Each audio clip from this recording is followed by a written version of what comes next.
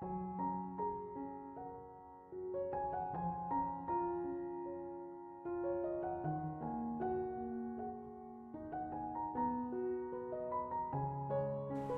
ba naman tong buhay na to? Mayaman nga, pero bigo naman palagi sa pag-ibig. Walang nagiging tapat sa akin. Lahat na lang ay niloloko ako. Saan ko pa kaya matatagpuan ng tunay na pag-ibig? Malungkot na tanong ni Jason sa kanyang sarili, habang nakatanaw sa malayo. Anak ng isang mayamang negosyante itong si Jason. Lumaki siya na halos lahat na yata ng bagay na gustuin niya ay kanyang nakukuha kaagad. Pero pagdating sa pagmamahal ng isang nobya, ay salat siya rito. Inaamin niya na nakasampung girlfriend na siya. Pero ang lahat ng iyon ay walang tumatagal ni isa. Ngunit hindi pa rin siya sumusuko na meron pa rin magmamahal sa kanya ng tapat at totoo. Kaya't ibinaba niya na ang kanyang standard pagdating sa pinipiling babae. Ayaw niya ng may marangyang buhay rin na gaya niya. Dahil kahit pareho ng estado, ay pineperahan pa rin siya. Mahilig pa nga sa mga material na bagay ang mga ito. Maghahanap na lamang siya ng simpleng dalaga na bibiyag sa kanyang puso. O yung klase ng babae na hindi pera ang habol sa kanya. Isang araw, ay nakaisip ng ideya si Jason para matagpuan niya ang pinapangarap na dilag. Dahil dito, ay pinaasikaso niya na lamang sa nakababatang kapatid ang family business nila. Samantalang siya ay nag-apply ng trabaho. Sa malaking kumpanya siya nag-apply, ngunit hindi sa mataas na posisyon, kung hindi sa pinakamababa lamang. Iyon ay walang iba, kung hindi ang pagiging kargador. Ito ang napili niya na maging simpleng buhay lamang. Agad naman siyang nakapasok bilang isang kargador sa isang cargo company. 8 oras ang pasok niya roon. At dahil lumaki siyang may magandang buhay, aaminin niya na nahihirapan siya sa ganitong uri ng trabaho. Akala niya kasi madali lamang ito. Pero dahil sa ang lalaki ng mga kargamento na kanilang binubuhat, ay nakaramdam siya ng matinding pagod at sakit ng katawan. Isang gabi, tapos na ang duty niya at nag-aabang na siya ng sasakyan pauwi sa kanila. Pero hindi niya alam kung bakit siya napatingin sa hindi kalayuan. May simbahan kasi roon at sa tapat nito ay may nagtitinda ng mga kakanina isang dalaga. Parang minagnat siya ng kagandahan nito. Kahit simple lamang ang kasuotan nito, ay tumitingkad pa rin ang kagandahan ng mukha nito. Aktong lalapitan niya na sana ang babae, nang bigla na lamang itong lumayo kaya't hindi niya na naituloy pa ang pagpunta roon. Sakto namang dumating na ang jeep, kaya't sumakay na lamang siya. Ipinangako niya na lamang sa kanyang sarili, na sa oras na muli niyang makita ito, ay bibili siya ng paninda nito at makikipagkilala rin siya. Nang makauwi na ng bahay, ay bigla siyang sinalubong ng kanyang ina na si Doña Carmen. Saan ka nanggaling? Bakit sa kapatid mo pinapaasikaso ang negosyo? Nag-aaral pa yun Samantalang ikaw ang naka-assign doon. Natameme na lamang si Jason dahil sa sinabi ng kanyang ina. Pero sa uli, inamin niya na rin ang totoo. Naghanap po kasi ako ng trabaho, ma'am. Ano? Are you crazy? Meron ka namang trabaho at yun ay ang pagmamanage mo ng business natin. Teka, anong klaseng trabaho ba ang in-applyan mo Sobra-sobra ang kaba niya nang tanungin niyon ng kanyang ina. Ngunit mas pinili niya na lamang sabihin ang totoo.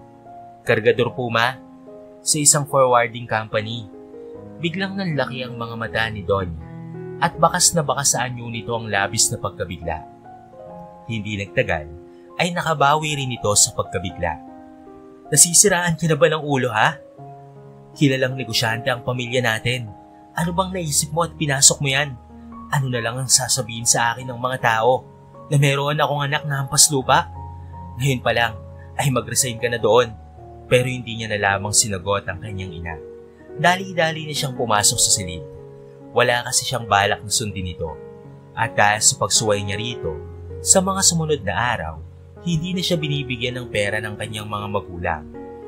Kaya't nagsumikap na lamang siya na tumayo sa kanyang sariling mga paa.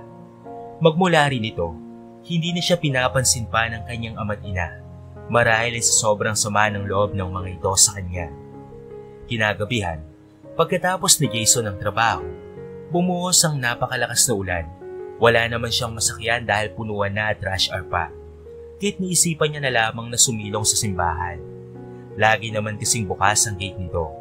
Naupo na lamang siya sa main door ng simbahan dahil merong silya roon. Sa palagay niya ay 1 oras ang itatagal ng ulan base sa lakas nito.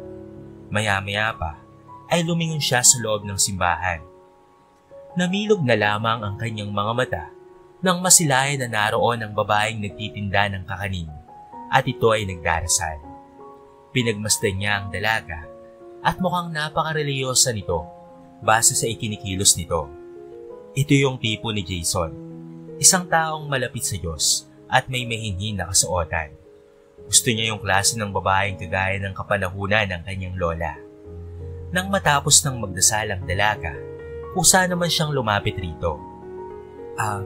Miss, may laman pa ba yung dala mo? Tanong niya rito dahil napansin niyang halos wala ng laman ang daladala nitong bilao. Bigla namang napangiti ang dalaga. Naubos na kanina kuya eh. May misa kasi kanina kaya maraming bumili. Umuulan at medyo malayo pa ang sa amin, kaya dito muna ako nanatili. Dahil dito ay napangiti na rin siya. Naupo siya sa silya na medyo malapit sa dalaga. Pareho pala tayo. Wala akong masakyan eh. Ako nga pala si Jason. Ikaw, anong pangalan mo, miss? Eunice. Eunice ang pangalan ko. Masaya akong makilala ka, Kuya Jason. Ano nga pala ang trabaho mo? Matanong ko lang. Gabing-gabi na kasi ang uwian nyo eh. Isa akong kargador dyan sa may forwarding company.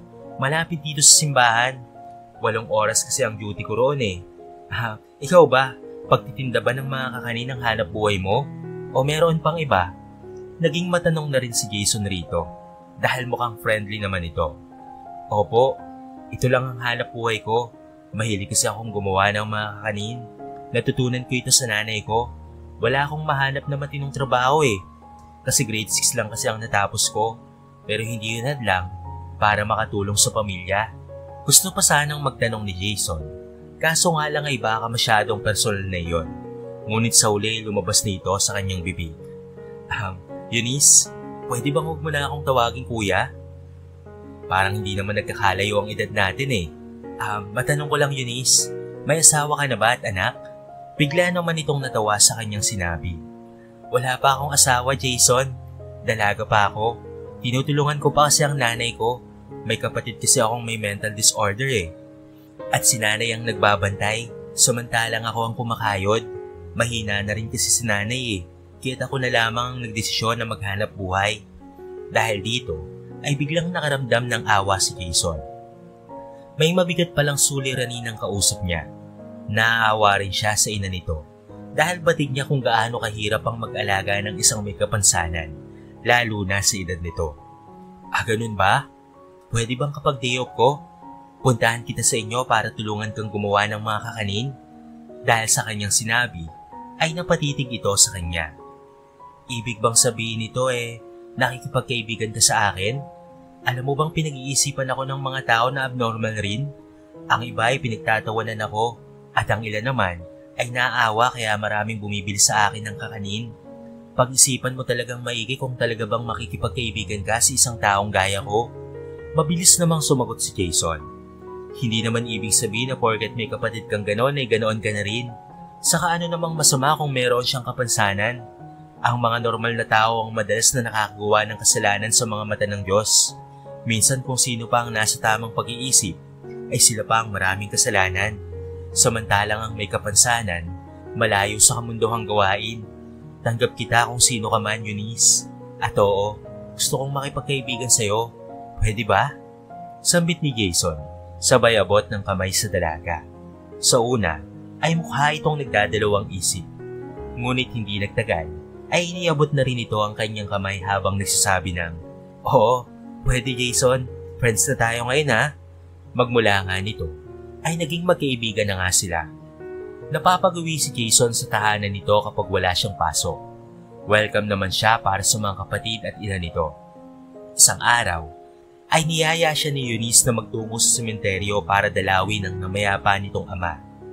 Ayon sa kwento ng dalaga, ay naaksidente raw ito. Nasagasaan ito ng truck. Talaga? Birthday mo pa nang mangyari yon? At may regalo pa sana sa iyo ang papa mo? Tanong niya rito. Oh Jason, sa tabi ng bangkay niya, naroon ang damit na ibinili niya sa akin at ito nga yun, ang suot-suot kong bestida. Mahal na mahal ka ng papa mo at tiyak kong masaya na siya ngayon kung saan man siya naroon. Tugon ni Jason. Sana nga Jason, hanggang ngayon kasi hindi ko pa rin tanggap ang pagkawala niya kahit 6 na taon nang nakakalipas. Naunawaan kita pero dapat ay matuto ka ring tanggapin ang masasaklap na katotohanan. Teka, maglinis tayo at sindihan natin ang kandila dahil mamaya ay magluluto pa tayo ng mga kakanin. Sambit niya rito. Oh sige, siya nga pala. Sigurado akong kumpleto pa ang ama't ina mo, no? Ano nga bang mga pangalan nila? Pwede bang makabisita rin sa bahay nyo? Dahil sa klase ng tanong ni Eunice, ay natahimik na lamang ang lalaki. Ayaw niyang sabihin ang tunay na pangalan ng mga ito dahil gusto niyang maging low profile lamang sa paningin ng dalaga. Ayaw niyang banggitin ni isang mayamang negosyante ang kanyang mga magulang kaya't nagsinungaling na lamang siya rito. Nag-imbento lamang siya ng pangalan at sinabihan niya ang babae na ipapakilala niya rin ito kapag hindi na busy ang mga magulang niya. 3 oras silang nasa sementeryo habang nagkikwentuhan. Doon na nga rin sila nananghalian. At pagkatapos nito, ay umuwi na rin sila para magluto ng paninda. Pagkuway nagtinda na rin sila sa tapat ng simbahan.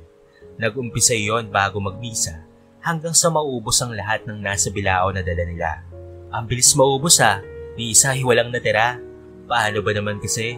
May kasama akong gwapo eh, kaya't maraming bumibiling mga babae. Natutuwang sambit ni Eunice. Marami rin namang bumibiling mga lalaki ha, dahil napakaganda mo Eunice. Nakangiting tugon naman ni Jason na siyang ikinamula naman ng pisngi nito. Dumiretso sila sa parisan para bumili ng ulam nila Eunice. Pagkatapos bumili at habang naglalakad na sila pauwi, ay biglang nagsalita ang dalaga. Alam mo, kapag nakaipon ako, ay gusto ko ring magpatayo ng parisan. Biglang napangiti ang binata. Hayaan mo matutupad rin yon, basta't magsikap ka lamang. Pero kung gusto mo, ay mag-ipon challenge tayo. Tutulungan kita sa pag-iipon. Namilog na lamang ang mga mata nito nang marinig yon. Talaga? Tutulungan mo akong mag-ipon? Baka naman hanapan ka ng family mo ha? Oo naman. Pero basta magkasosyo tayo ha? Saka may magandang hanap buhay naman ang pamilya ko. Binata pa ako kaya wala pa akong binubuhay. Gusto ko lang makipagtulungan sa'yo. Tugon niya rito. Kaya naman dahil sa labis na tuwa ng dalaga, ay napayakap na lamang ito sa kanya habang ito ay nagpapasalamat. Yun nga ang ginawa nila. Nag-ipon challenge sila hanggang sa makapag-ipon naman ng makalipas ng ilang buwan. Kahit papaano ay nagkaroon sila ng business, kahit maliit lamang iyon. Nakatayo ito malapit sa bahay nila Eunice. Ngayon ay kumikita na sila kada araw ng 4,000. Dahil dito, minsan na lang nakakapagtinda ng kakanin si Eunice. Samantala nang makauwi na galing sa pagtitinda ng para si Jason, ay bigla naman siyang kinumpronta ng kanyang ama. Bakit kailangan mong magtrabaho sa mababang posisyon ha? Alam mo ba na pinapahirapan mo lamang ang sarili mo? Para kang siraulo. Lumaki kang maayos ang buhay pero ano itong pinapasok mo? Galit na sambit ni Don Julio. Dad, hayaan niyo na lamang ako. Gusto ko lang naman kasing makaranas ng simpleng buhay. Saka malapit na rin akong mag-resign sa pagiging kargador ko dahil meron na po akong negosyo.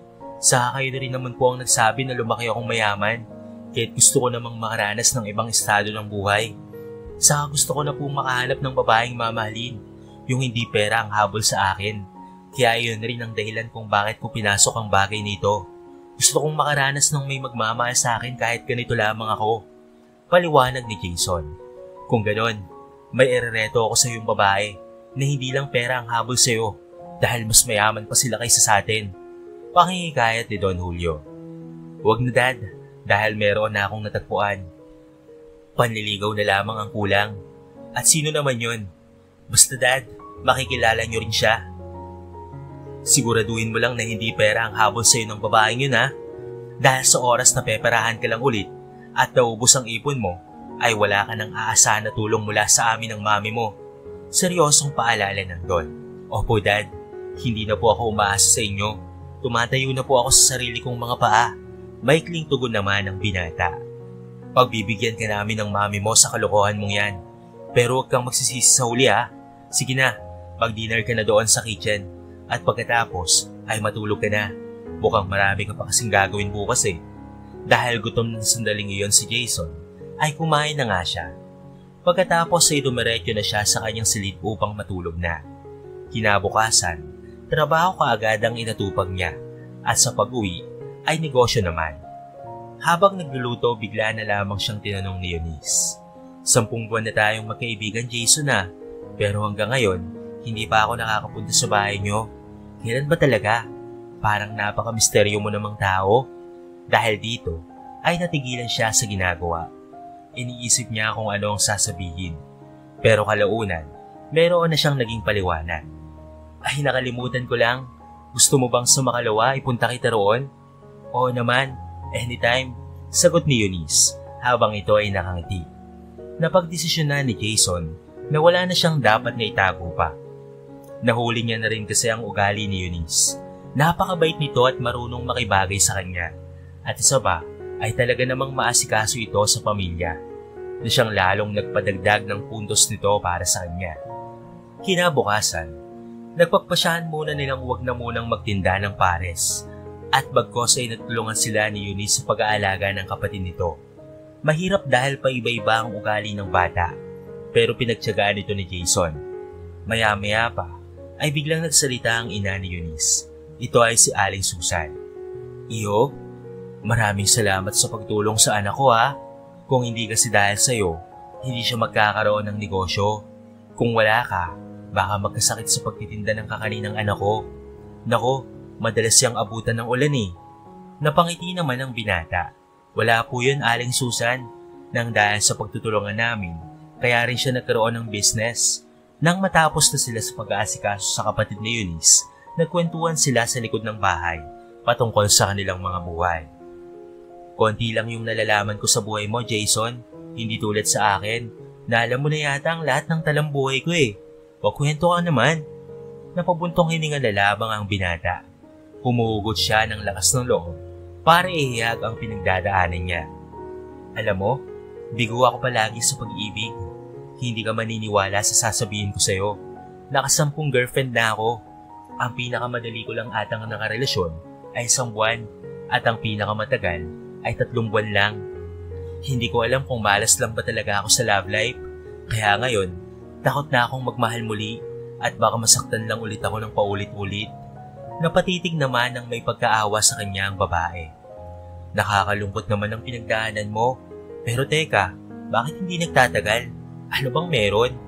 Wala kasi akong maibigay na material na bagay. Malungkot na pahayag niya. Pero ang totoo ay nagsisinungaling siya. Ang katunayan nito ay nabibisto niya kasi ang kanyang mga ex na pinagtataksilan siya. At malaman-laman niya na lamang na pineparahan lang pala siya ng mga ito. Dahil sa narinig ng dalaga sa kwento niya, ay napakbay ito sa kanya. Marami namang ibang babae na hindi naghahanap ng material na bagay dyan, Jason. Meron pang mga babae na sapat na ang pagmamahal at atensyon kaysa sa luho. Napatitig si Jason sa dalaga. Kabilang ka ba sa babaeng yon, Eunice? Abay oo naman, Jason. Ang pagmamahal ay walang tinitignan estado at kapintasan. Ang mahalaga ay maligaya ka sa taong mahal mo. Tugon nito sa kanya. Teka, may naging ex ka na ba? Wala pa eh. Wala pa akong naging boyfriend kahit isa. Pero alam mo, meron akong naging crush na anak ng mag-asawang sikat na negosyante. Nakita ko yun sa isang magazine dati. Tumutulong siya sa mga mahihirap na tao. Madalas niya yung gawin. Kahawig mo nga siya eh. Kung tatanggalin mo lang yung balbas at bigote mo, tiyak na kamukhang kamukha mo siya. Ang pangalan niya ay Timothy. Ang nagustuhan ko kasi sa kanya ay tumutulong siya sa mga taong hindi naabutan ng gobyerno. Kwento ni Eunice. Bigla namang naalala ni Jason ang sandaling huli siyang nagpakuha ng video sa mga media. 3 taon na ang nakakaraan. Ang totoo niya talagang pangalan ay Timothy. At dahil nagpanggap lamang siyang mahirap, nagpaayos siya ng dokumento patungkol sa kanyang pagkatao para makapag-apply siya bilang isang kargador. Hindi na kasi imposible sa kanya ang baguhin ng tungkol sa kanya dahil marami siyang pera. Nagpatubo na rin siya ng makapal na balbas at pati na rin bigote. Para hindi gaanong mamukhaan na siya ay anak ng mag-asawang negosyante na tinutukoy nitong si Eunice.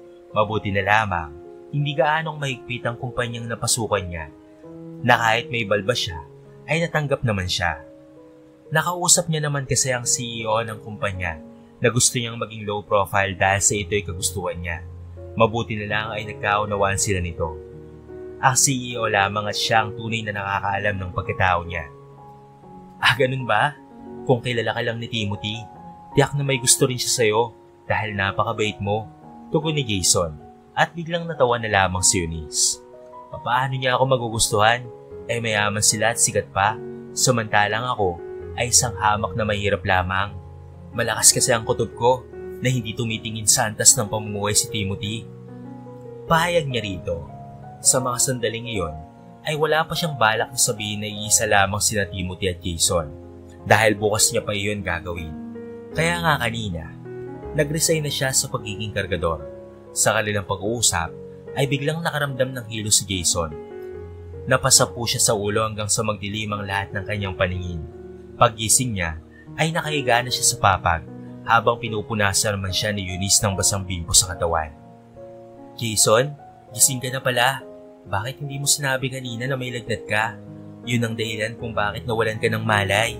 Sambit ng dalaga. Sa totoo lang, hindi talaga ako sisipot kanina dahil masama ang pakiramdam ko. Gusto lang kasi talaga kitang makabanding, kaya't pinilit ko ang sarili ko. Inuubong tugon niya rito.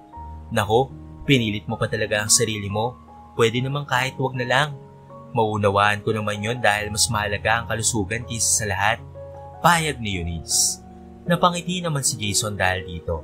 Siya nga pala, pwede bang dito muna ako magpagabi? Gusto pa kasi kitang makasama ng matagal eh. Pakiusap niya rito. Baka naman hanapin ka ng parents mo ha? Hindi yan, ete-text ko na lang sila. Sige, ikaw ang bahala. Kaya naman ang dalaga na ang nag-alaga sa kanya. Bumili pa nga ito ng lugaw sa labas para lang may pakain sa kanya. Noong ibibigay na sa kanya ang pagkain at aktong kakain na siya, ay hindi siya nito hinayaan na gawin niyon at sa halip ay susubuan raw siya nito. Sa una ito mangki siya, pero dahil sa pamimilit nito, pinagbigyan niya na lamang ito. May kamay naman ako, Eunice. Pero sige na nga, subuan mo na lang ako. Medyo masakit pa rin kasi ang mga braso ko eh. Sabi ko nga eh, kaya't hayaan mo na lamang ako. Tugon nito at sinimulan na siyang subuan. Alam mo, swerte yung magiging asawa mo dahil maasikaso ka. Tignan mo, nang mawalan ako ng malay kanina, ikaw yung nagpula sa akin. Maraming salamat talaga ha. Wala yun. Ginawa ko lang ito dahil magkaibigan tayo. Saka tumatanaw rin ako ng malaking utang na loob sa'yo. Kung hindi dahil sa'yo, baka nag-iikaws pa rin ako sa buhay. May gininto ang puso ka dahil kahit isa ka lang kargador, ay tinulungan mo ako sa pag-iipon para magkaroon tayo ng business. Kaya tignan mo, mas malaki na ang kinikita ko kumpara sa dati. Nakawala yun. Yun ay dahil sa pagsisikap ko rin na magtinda ng kakanin. Umulan man na umaraw, ay naglalako ka para makapag-ipon. Kaya kung wala rin yung ambag mo, baka wala tayong pangpuhunan ngayon. Tugon ni Jason. Siya nga pala, mamaya ay manood tayo ng TV ha. Sabit ng dalaga. O sige ba, manonood tayo hanggang sa dalawin ng antok. Nang matapos kumain ng binata, nanood sila sa telebisyon. Gabi na ng sandaling iyon. Kaya tulog na si Aling Susan at ang kapatid ni Eunice. Hindi alam ni Jason kung nagkataon lamang ba yung palabas sa telebisyon. Paano ba naman kasi? Talk show iyon kung saan ang mga guest ay ang ama't ina niya. Kaya't nang makita ito ni Eunice ay tuwang-tuwa ito. Naku, sila yung parents ng crush ko, si Timothy. Saan kaya siya ngayon? Bakit hindi siya kasama sa talk show? Palihim na napangiti na lamang si Jason. Hindi kasi nito alam na katabi niya na pala ngayon yung Timothy na gusto niya. Nagbago lang siya ng konting looks, kaya't marahil ay hindi siya nito kaagad nakilala. Maya-maya pa, ay biglang umagaw sa atensyon ni Jason ang nabanggit ng parents niya sa TV. Natanong kasi sila ng host kung ano ang mensahe ng mga ito patungkol sa kanya. Ang sabi ng kanyang ina, inaamin nito sa sariling naging maigpit ito sa anak at hindi ito nagiging suportado sa lahat ng kanyang ginagawa. Ngayon raw ay magiging suportado na ito dahil alam nitong mabuti ang ginagawa ni Timothy. Halos ganon rin ang sinabi ng kanyang ama. Tama raw siya sa sinabi niya noon na kailangan ay lumabas sa comfort zone at magdiskubre naman ng ibang mga bagay. Natanong naman sila ng host kung ano ang ibig sabihin nila at ang sagot naman ni Don Julio nag-apply sa pangkaraniwang trabaho si Timothy sa kabila ng kanilang maayos na negosyo. Dahil dito ay nagpalakpakan naman ang mga audience sa programang iyon. Ibig sabihin si Timothy ay nag-apply sa pinakamababang posisyon na trabaho? Nako, napaka-humble naman niya, komento ni Eunice sa panonood niya. Siguro ay nagpapanggap siyang mahirap ngayon para mahanap ang tunay niyang pag-ibig. Dahil dito ay napakunot ang noon nito dahil sa kanyang nabanggit. At bakit mo naman iyon nasabi?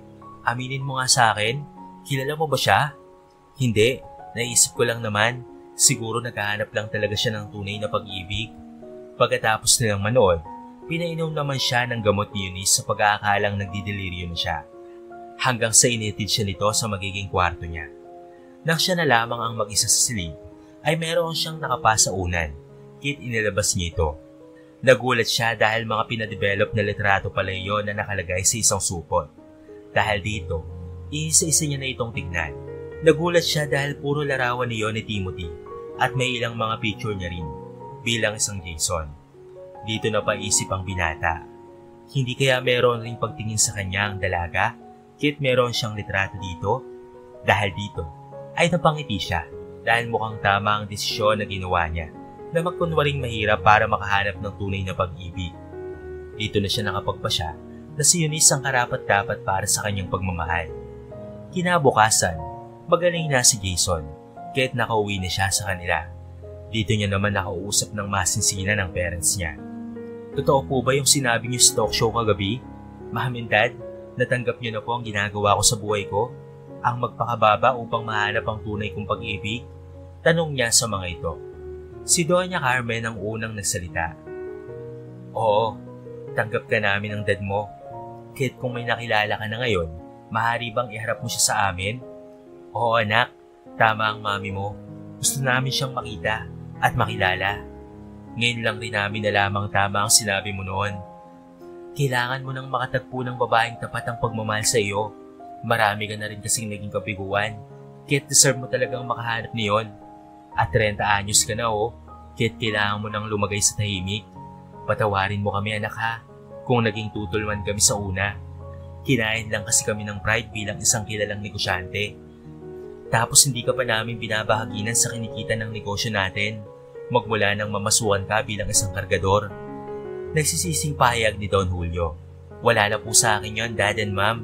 Saka mas natuto akong tumayo sa sarili kong mga paa nang ginawa niyo ang bagay na yun sa akin. Pero ang mahalaga sa akin ngayon ay nagkaayos na po tayo.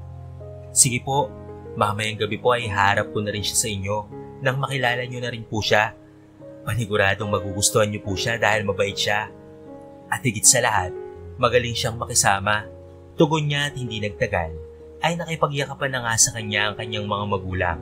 Nang araw na iyon ay nakipagkita ulit siya kay Eunice. Hindi ba gusto mong makita ang parents ko, Eunice? At nais mo ring makita ang bahay namin? Siyempre naman, matagal ko nang inaasam-asam yun Tugon nito sa kanya. Kaya mamayang gabi, may pupuntahan tayong event. Doon mo sila makikita. Kahit isuot mo itong binili kong damit para sa'yo Pahayag ni Jason. Sabay abot niya nito sa dalaga. Wow, napakaganda naman ng dress na ito. Anong okasyon naman ang pupuntahan natin? Mukhang mayaman ata kayo Kinakabahan tuloy ako. Basta, huwag kang kabahan. Wala namang masamang mangyayari sa'yo Nandito lang naman ako palagi para sa'yo. Pagpapatatag ng binata sa dalaga. Binanggit niya naman kay Eunice ang venue ng kanilang pupuntahan. Kahit nagdadalawang isip, ay sumunod pa rin ito sa kanya. Sa mall ito nagpunta kung saan gaganapin ang gig ng kanyang ama't ina. Magkasama kasi ito sa nabanggit na event. Pero syempre, hindi naman ipinagtapat ni Jason sa kanyang kaibigan na siya talaga si Timothy. Samantala, mula sa malayo ay natanaw ni Timothy si Eunice na sumipot na nga ito sa kanilang pinag-usapan. Suot na nito ang branded na dress na binili niya, kaya't lutang na lutang ang kagandahan nito ng sandaling iyon. Kaya nga lang, palinga-linga ito sa paligid, marahil ay may hinahanap siya. Panay pa nga ang dut-dut nito ng cellphone. Natatanggap niya naman ang text nito at nagtatanong kung nasaan siya sapagkat kanina pa raw ito naghihintay. Binabasa niya na lamang ito ngunit hindi siya nagre-reply. Napagpasya niya na mamaya na lang makipagkita rito. Hinintay niya na munang matapos ang concert ng parents niya bago siya lumantad sa entablado. Sa mga sandaling iyon, ay binalik niya na ang dating itsura ni Timothy na makinis at walang balbas. Pinagtitilian tuloy siya ng mga kadalagahan nang magsimula na siyang kumanta. Kahit naman kasi hindi siya professional singer, ay marunong naman siyang umawit. Sa kakilala na rin kasi siya sa showbiz bilang isang freelancer. At ang kinakanta niya ng sandaling iyon ay ang Wherever You Will Go. Ito ay ang kanta ng The Calling. Dedicated niya ang awiting ito para kay Eunice. At sa katunayan nga niyan, habang nagpe-perform, ay panaka-naka siyang tumitingin sa dalaga. Mahalatang kilig na kilig ito sa boses niya. Dahil dito, hindi niya na napigilan ng bumaba sa entablado para lapitan si Eunice. Iniabot niya ang kanyang kamay dito at hindi nagtagal ay kinuha naman niyon ng dalaga. Sabay silang umakyat sa stage habang patuloy na kumakanta si Timothy. Narinig pa nga niya na nagtanong ang dalaga kung siya raw ba si Jason. Tinignan niya na lamang ito habang siya ay nakangiti.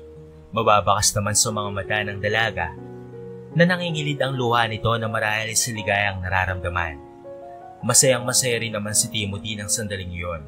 Para kasing panaginip lamang sa kanya na kasama sa stage ang babaeng minamahal niya at ngayon ay magkahawak pa sila ng kamay. Oo nga at matagal na rin may pagtingin si Timothy sa dalaga. Katunayan nga niyan, noong una niya itong nakita sa harapan ng simbahan habang ito ay nagtitinda ng kakanin, ay tinamaan na talaga kagad siya dito. Ewan ba niya kung bakit? Siguro ay nakita niya na noon ay sadyang kakaiba ang babaeng ito kumpara sa mga nakirelasyon niya noon. Pagkatapos ng gig, ay maraming nagpa-autograph sa kanya ng mga fans at nakipag-selfie pa. Dinudumog rin ng mga taga-suporta ang parents niya ng sandaling iyon.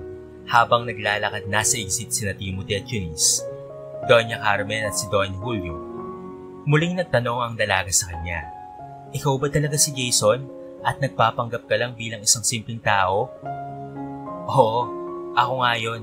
Nagpanggap lang ako bilang Jason.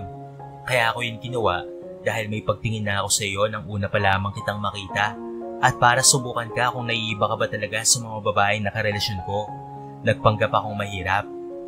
Well, mas nauna akong nag-disguise na ganoon ang sitwasyon ng buhay ko bago pa kita makilala. Ang goal ko kasi ay upang mahanap ang true love ko at mukhang ikaw na nga yun. Tanggap mo ako bilang isang mahirap na Jason na kargador lamang ang trabaho dahil inalagaan mo ko nang magkasakit ako at tinay ng tama. Ramdam ko ang pagmamalasakit mo nang walang hinihing anumang kapalit. Gusto ko sanang manligaw sa iyo, Eunice. Ayoko kasing makulong lang tayo sa pagiging magkaibigan. Pwede ba kitang ligawan? At totoo bang may gusto ka rin sa akin? Nakita ko kasi ang litrato ni Timothy at pati na rin ni Jason sa ilalim ng unan. At alam kong sa iyo yun. At pinadevelop ko pa. Mahalata sa inyo ng dalaga ang halo-halong emosyon. Nariyan na ang pagkagulat, pagkamangha at sobrang kilig. Ni hindi nga ito makasagot sa tanong niya at ang ginagawa na lamang nito ay ang yakapin siya ng mahigpit. Nako kung ako sa iyo, iha, sagutin mo na ang anak ko. Kahit gwapo yan, matagal na yung bigo sa pag-ibig. Sa iyo niya lang nakita ang pagiging kakaiba mo sa lahat. Nasa iyo na kasi ang mga katangian na gusto niya. Mabait, malalahanin, maalaga, masipag, at higit sa lahat ay napakaganda pa. Sambit ni Don Julio. Tama ang sinabi ng asawa ko, iha.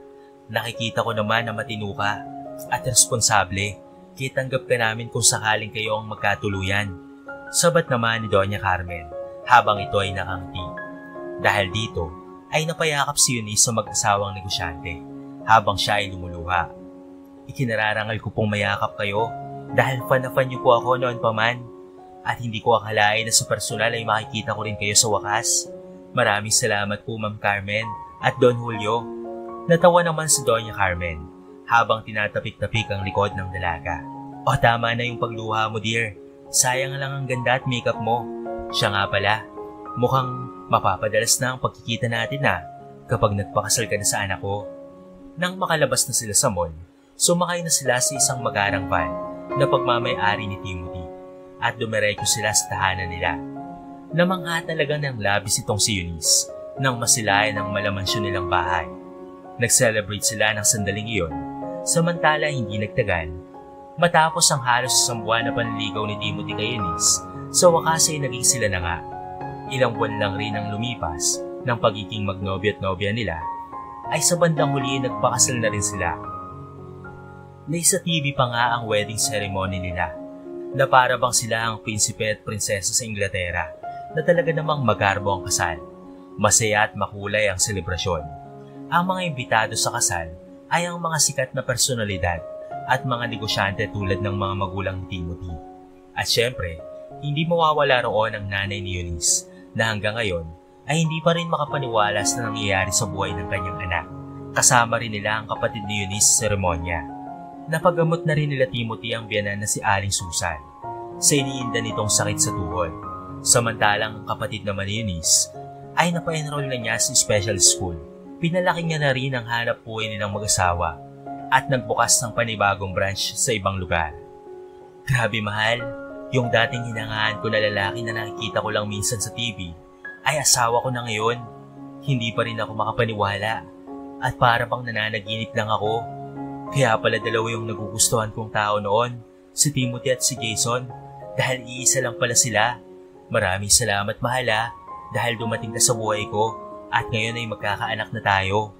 Isa itong nag-uumapaw na blessing sa buhay ko. Nakangiting pahayag ni Eunice habang inaaplos-aplos ang maumbok niyang tiyan. At isang buwan na lamang ay manganganak na rin siya. Nagpapasalamat rin ako sa Diyos na ipinadala ka niya sa akin habang nasa puntong madilim ang buhay ko. Ikaw ang nagpawi ng lahat ng hinanakit at lungkot ko noon. Ikaw ang nagbigay ng liwanag sa akin. Kaya mas nakikita ko ng malinaw ang kaligayahan. Natutunan ko rin sa buhay pag-ibig na maghintay lang sa tamang panahon at magdasal lamang sa Panginoon na sana'y matatpuan ang magiging kasama mo sa buhay. Na kahit sa ligaya at lungkot ay hindi ka iiwan. Hindi naman ako binigunigan dahil nasa harapan ko na siya ngayon. At ikaw yun mahal. Hindi ko kayo bababayaan ng anak natin. Pangako yan. Magsasama tayo ng maligaya at matiwasay habang buhay. At sabayan natin ang paglilingkod sa Diyos. Masayang wika ni Timothy at masuyong niyakap ang kanyang asawa.